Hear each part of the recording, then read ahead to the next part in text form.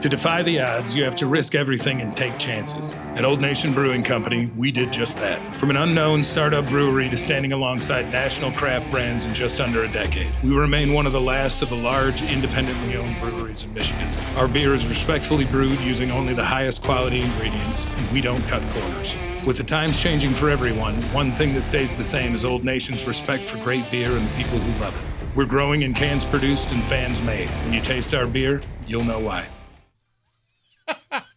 Good luck. You won't know who plays where. Rico, take us all to church. Well, Michael and everybody out there who is just starting to pay attention to college hoops, let me start by saying this. It just means more. The SEC's dominant. The SEC is the best conference in college hoops. If you are just starting to watch, don't freak out when you see 4 of the top 8 teams are from the SEC. Bama, Auburn, Kentucky, Tennessee. I have the 4 right? Yeah. Kind of feel good about that? Auburn won. Yes. Auburn is 1. Alabama is 4.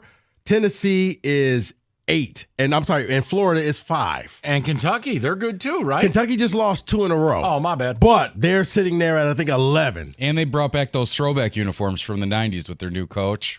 They look nice. Okay. So, yes. So the SEC is doing in hoops what they're supposed to do in football. But isn't college basketball better with Florida being good? I've never liked Florida, but... Well, you weren't a big Teddy Dupay fan? No. Okay. You didn't like J-Dubs? No. Jason Williams? No. Huh? Nah. But, right. yes, the SEC is the most dominant team in college hoops. Number 2. UConn, the back-to-back title team, national title, not that good this year. It looks to be that maybe the NIL and everything that UConn wanted to do and bringing in the players not happening, and the coach is melting down a little bit, saying, hey, telling refs, don't you effing turn your back to me. I'm the best coach in hoops.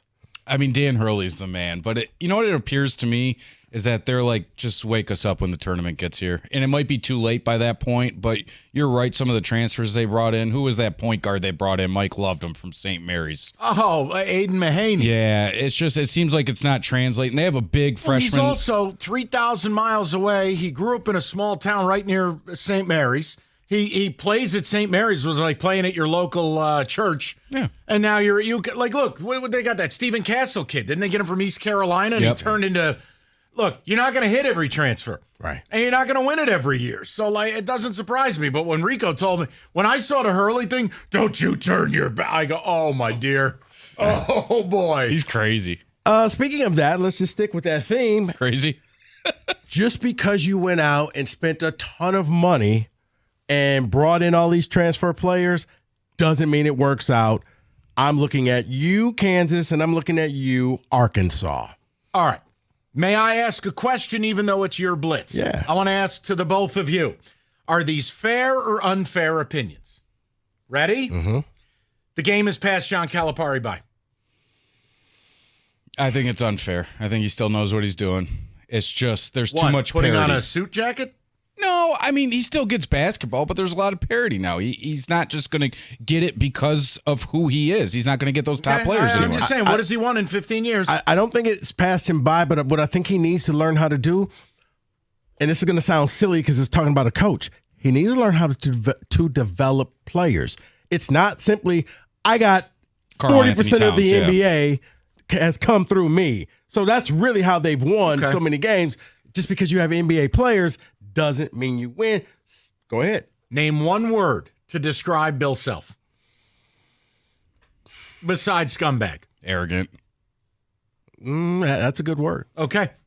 Because the roster construction, his arrogance is why they're in the spot they're in. Yes. Kansas, they're not a well put together team. And you just can't win with Hunter Dickinson. I'm sorry, you can't win with a one-trick pony as your big. I mean, they went out and they stole Wisconsin's best player in A.J. Storr. And he got worse. And Wisconsin got better. What about OG Ababadabi? Yeah. Speaking of which, Rutgers has 2 NBA players, but they're not that great as well. Ace Bailey and Dylan Harper. They'll probably be 2 and 3 in the NBA draft, but not that good. But if you're wondering who the best players are in the Big Ten, they reside with Rutgers. Nice sport. It's crazy. I'm just sick of hearing how great of a coach that they have. What, Bob Rice or whatever Yeah, his and name it's is? like he don't win. And he's got these great players, and then you watch him play against Michigan State over the weekend. Harper was non-existent. He might have been hanging out with his dad. I don't know what was going on, but Ace Bailey, he's just a chucker, and it's like, just get me to the NBA is what some of these kids are doing. Oh, nice sport. Really easy to buy into, isn't it? No, there's a lot of parity in college hoops. Next. Oh. Number 4. Number 4, Cooper Flagg of Duke is the best player in college hoops. He's Welfare Wembanyama. True or false? I can't say that. I wouldn't put him. It's an unfair comparison. To call him welfare version? I think that's giving up too. I mean, dude, Wemby Well, is. Wemby, I don't think we've seen anything like No, Wemby. we haven't. You haven't. Like But he's- Flagg is the best player in college hoops, and dude, watching him the other day sit up at the podium and Shire's talking about how much the team has not played zone ever with Duke, and he looks at Flagg, he's like, "Have you ever played zone?" He goes, "Nope, not a day in his life." The ACC is bad this year. I know it's normally the best conference in hoops. There's Duke, there's Louisville, and that's about it. By the way, shout out to Louisville because they've been dreadful Yeah, the last few years. Yes. Dreadful. So nice to see them back. I'm with you. The SEC is a complete nothing burger. Yeah. It's awful. Every team and by the way, Hubert Davis hit the bricks.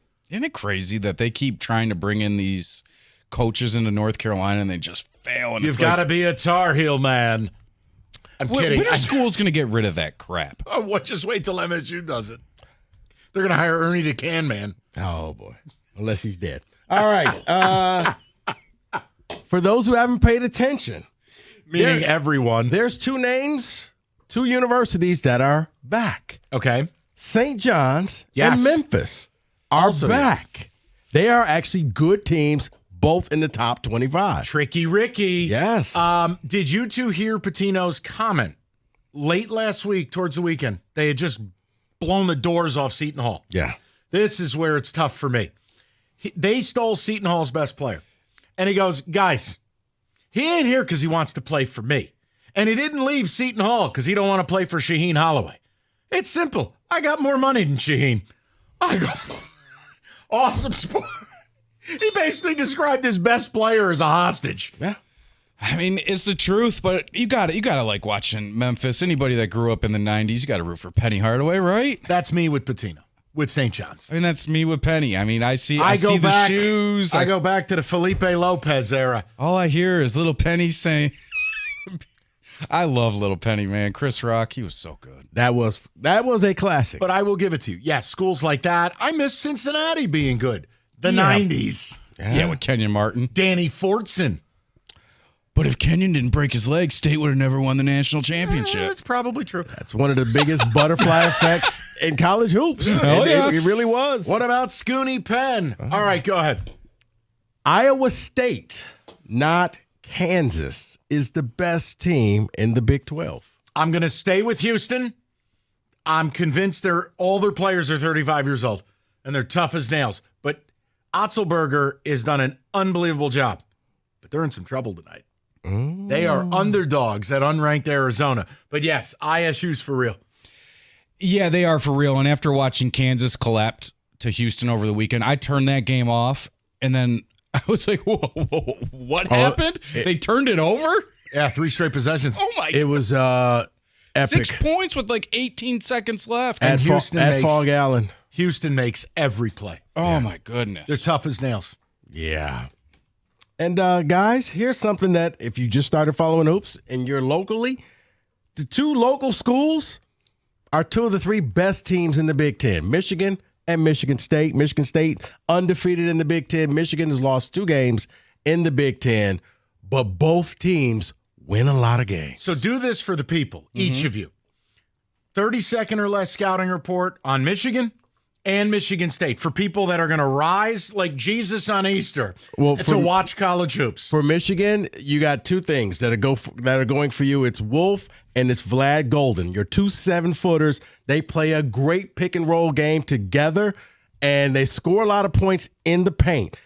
The problem with Michigan, they turn the ball over a ton because Wolf is your de facto point guard, and he's 7 feet tall. So you don't have anybody. That's how you lost to Purdue, because you turned the ball over, I think, 22 times at Mackey. It was normally means you're going to lose. But those two, when they're in sync, they're unstoppable because you have to pick your poison between Golden and Wolf of who's going to win. For Michigan State, probably Tom's most balanced team that he's had since 2019, because there's nobody at the top of the whiteboard that you have to stop, because everybody does just enough and does their job that they keep winning, but they're a team without a superstar on it. And I think that's what's helped them so far, because there's no one that you say you got to stop Tyson Walker. There's nobody on the team that Here's you have to stop. what's going to kill them in the tournament. They can't shoot the three. True or false? That was the last thing, is they are one of the worst three-point shooting teams. They've shot it better this year than they did last. I think not having your point guard get shot in the middle of the year is a big uplift for Michigan State. I've heard that. Michigan's biggest downfall is going to be their guards. It really is. I mean, these fans are scapegoating this kid, Gale, that came in from Ohio State. And Rico's right. But any team that can match up with two bigs, which is probably like 5 teams in America, will give Michigan fits, but it's their guards that are going to cost them games. Let me ask you a question. Since you two are the experts, I just try to fill in the blanks. I give you these 5 teams or the field. We'll revisit this before the tournament. Okay. Okay?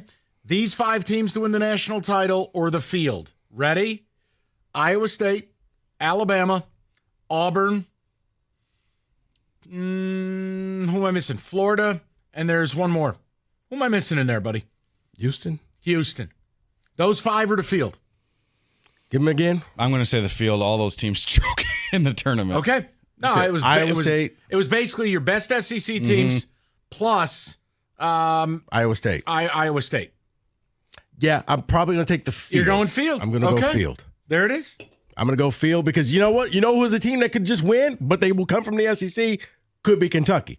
When Kentucky's on fire, they'll score 110 points without blinking. And I like their new coach. I really do. I think he's a former player there. Yeah, and that's why he brought back the throwbacks that he used to wear when he was there. And Auburn, you always see fail. Like, I know that they're a great team, but they always fail in the tournament. Plus, Houston fails in the tournament. You shut your mouth. They do. Pearl. They choke. That is not true. I will not tolerate Houston Cougar slander. And then I love those guys. You got to hope that Jahani stays healthy. So, Johnny Broom, still in school, year 12. Jahani. NIL, man. Fun fact, he played for Morehead State in 86. He's still in school. He's had 2 full careers. He guarded Never Nervous Purvis. Yeah, 1986, Elite 8. All right, that is your While You Were Sleeping Catch Up to Speed College Basketball Primer.